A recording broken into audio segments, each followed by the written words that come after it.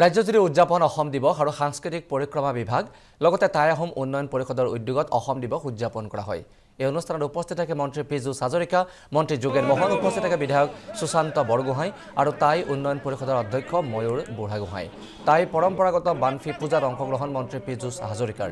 আনুষ্ঠানিকভাৱে উন্মোচন কৰা হয় প্ৰায় 20 ফুট উচ্চতাৰ চুকাফাৰ প্ৰতিমূৰ্তি। আজি অসম আৰু অসমীয়াৰ বাবে এটা গৌৰৱৰ দিন। বৰ অসমৰ ভেটি গঢ়োতা চাওলুং চুকাফাৰ প্ৰতি সশ্ৰদ্ধ প্ৰণিপাত জনাই ৰাজ্যবাসীয়ে আজি অসম দিৱস উদযাপন কৰিছে। আৰু আমি আপোনালোকক এই দৃশ্য দেখুৱাইছোঁ। শিৱসাগৰত এইদৰে কেন্দ্ৰীয়ভাৱে উদযাপন কৰা হয়। বানফি পূজাত অংশগ্ৰহণ কৰে মন্ত্ৰী পীযুষ হাজৰিকাই। অসম দিৱসৰ কাৰ্যসূচীৰ লগত সংগতি ৰাখি এই অনুষ্ঠানৰ আয়োজন কৰা হৈছে। আনুষ্ঠানিকভাৱে উন্মোচন কৰা হয় প্ৰতিমূৰ্তিও। আৰু ৰাজ্যজুৰি এইদৰে অসম দিৱস উদযাপন কৰা হৈছে। শিৱসাগৰৰ সাংস্কৃতিক পৰিক্ৰমা বিভাগৰ উদ্যোগত উদযাপন কৰা হয় এই অনুষ্ঠানৰ। আৰু য'ত উপস্থিত থাকে মন্ত্ৰী পীযুষ হাজৰিকা, যোগেন মোহন লগতে বিমল বৰা উপস্থিত থাকে এই অনুষ্ঠানত।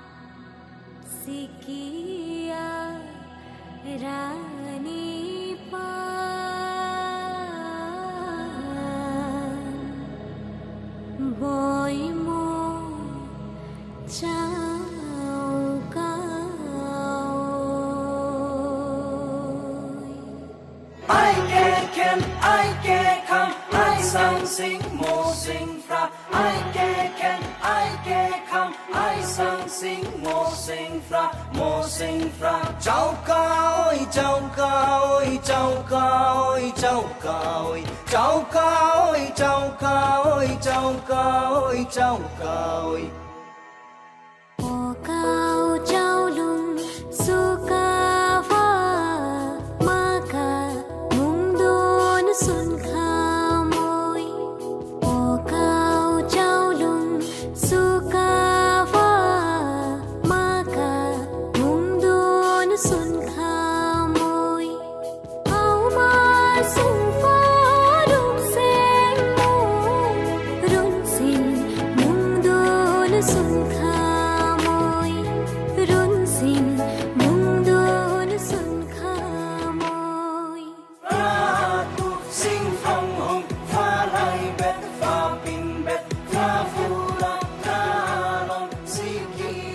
দৃশ্য আমি আপোনালোকক দেখুৱাইছোঁ। পুনৰবাৰ কৈছোঁ যে আজি অসম আৰু অসমীয়াৰ বাবে এটা গৌৰৱৰ দিন। বৰ অসমৰ ভেটি গঢ়োতা চাওলুং চুকাফাক কৃতজ্ঞ ৰাজ্যবাসীয়ে এইদৰে সশ্ৰদ্ধ প্ৰণিপাত জনোৱা দেখিবলৈ পোৱা গৈছে। আকৌ এবাৰ সোঁৱৰণ কৰা দেখিবলৈ পোৱা গৈছে। আৰু ৰাজ্যজুৰি বিভিন্ন প্ৰান্তত আয়োজন কৰা হৈছে অসম দিৱসৰ কাৰ্যসূচী। শিৱসাগৰৰ দৃশ্য আমি আপোনালোকক দেখুৱাইছোঁ, য'ত বানফি পূজাৰো আয়োজন কৰা হয়। লগতে আনুষ্ঠানিকভাৱে উন্মোচন কৰা হয় 20 ফুট উচ্চতাৰ প্ৰতিমূৰ্তি।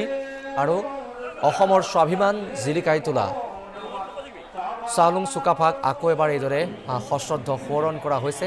আজি এই অনুষ্ঠানত উপস্থিত থাকে মন্ত্ৰী পীযুষ হাজৰিকা, লগতে উপস্থিত থাকে যোগেন মোহন, বিমল বৰাকে আদি কৰি বহু গণ্যমান্য ব্যক্তি উপস্থিত থাকে আৰু বৰ্ণিল কাৰ্যসূচী ৰূপায়ণ কৰা হয়।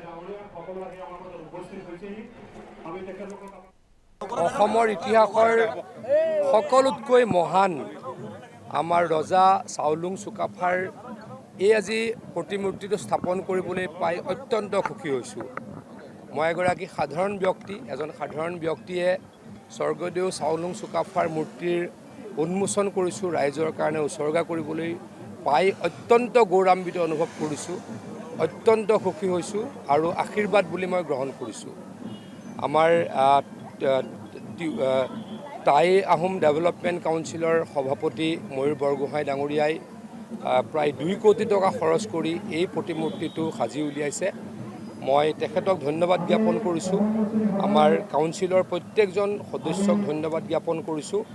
মই আকৌ কৈছোঁ, মহান ৰজা চাওলুং চুকাফাৰ আমি সন্মান সকলোৱে বৃদ্ধি কৰিবলৈ প্ৰত্যেক মুহূৰ্ততে প্ৰয়াস কৰিব লাগিব। 1228 খ্ৰীষ্টাব্দত আহি সমগ্ৰ অসমখনক একত্ৰিত কৰা ব্যক্তিজন আছিলে স্বৰ্গদেউ চাওলুং চুকাফা। নতুন প্ৰজন্মৰ প্ৰত্যেকজন ব্যক্তিয়ে, প্ৰত্যেকজন উঠি অহা যুৱক যুৱতীয়ে, ছাত্ৰ ছাত্ৰীয়ে মহান ৰজা চাওলুং চুকাফাৰ বিষয়ে জানিবই লাগিব। আৰু জানিবৰ কাৰণে এই ইতিহাসত লিপিবদ্ধ সোণোৱালী আখৰেৰে লিপিবদ্ধ কথাবিলাক আমি বহুল প্ৰচাৰিত কৰিব লাগিব। এনেকৈ প্ৰতিমূৰ্তি স্থাপন কৰি মহান ৰজাগৰাকীক শ্ৰদ্ধা জনোৱাৰ লগে লগে নতুনকৈ উঠি অহা প্ৰজন্মৰ লগত চিনাকি কৰাব লাগিব। এই কাম আমি প্ৰত্যেকজন অসমীয়াই কৰিব লাগে বুলি মই ভাবোঁ। গতিকে মই সকলোকে আহ্বান জনাইছোঁ, আমাৰ উঠি অহা প্ৰজন্মক যি নতুনকৈ পৃথিৱীলৈ আহিছে, যি বুৰঞ্জীৰ পৰা অলপ দূৰত আছে, তেখেতলোকক যাতে আমি জনাওঁ কেনেকৈ স্বৰ্গদেউ চাওলুং চুকাফাই সোণৰ জখলাৰে অসমলৈকে নামি আহিছিল আৰু সাতৰাজ সামৰি একৰাজ স্থাপন কৰিছিল আৰু নিজৰ ভাষা ধৰ্ম সকলো এৰি ইয়াৰ স্থানীয় ভাষা, স্থানীয় ধৰ্ম, স্থানীয় ব্যক্তিৰ লগত বিবাহ পাশৰে আবদ্ধ হওক বা সম্পূৰ্ণ এই অঞ্চলৰ ইয়াৰ মানুহৰ লগত মিলি কেনেকৈ অসমখনক আগুৱাই লৈ গৈছিল আৰু 600 বছৰীয়া সোণোৱালী আহোম ৰাজত্বৰ স্থাপন কৰিছিল। এই কথাবিলাক আমি উঠি অহা প্ৰজন্মক বুজাব লাগিব, জনাব লাগিব। আৰু এই কাৰণেই এনেকৈ প্ৰতিমূৰ্তি বনোৱাটো আমাৰ কাৰণে অত্যন্ত গুৰুত্বপূৰ্ণ। পুনৰ মই ময়ূৰ বৰগোহাঁই ডাঙৰীয়াক ধন্যবাদ জ্ঞাপন কৰিছোঁ, এনেদৰে সুন্দৰ প্ৰতিমূৰ্তি আমাৰ স্বৰ্গদেউ চাওলুং চুকাফাৰ বনোৱাৰ কাৰণে। এনেকুৱা কাম আৰু কৰক, মই ময়ূৰ বৰগোহাঁই ডাঙৰীয়াক বা আমাৰ কাউন্সিলৰ সকলোকে অনুৰোধ জনাইছোঁ, আহ্বান জনাইছোঁ। আজি স্বৰ্গদেউ চাওলুং চুকাফাক স্মৰণ কৰি সমগ্ৰ অসমে আজি তেখেতৰ প্ৰতি শ্ৰদ্ধা নিবেদন কৰিছে আৰু নাজিৰাত অসম চৰকাৰে সাংস্কৃতিক বিভাগে তেখেতৰ স্মৰণত আজিৰ দিনটো আমি উদযাপন কৰিছোঁ চৰকাৰীভাৱে। আৰু এই অনুষ্ঠানৰ লগত সংগতি ৰাখি নাজিৰাবাসী ৰাইজৰ উদ্যোগত তথা ময়ূৰ বৰগোহাঁই ডাঙৰীয়াকে প্ৰমুখ কৰি অন্যান্যসকলৰ বিশেষ উদ্যোগত স্বৰ্গদেউগৰাকীৰ এটি প্ৰতিমূৰ্তি আজি আনুষ্ঠানিকভাৱে উদ্বোধন কৰা হৈছে।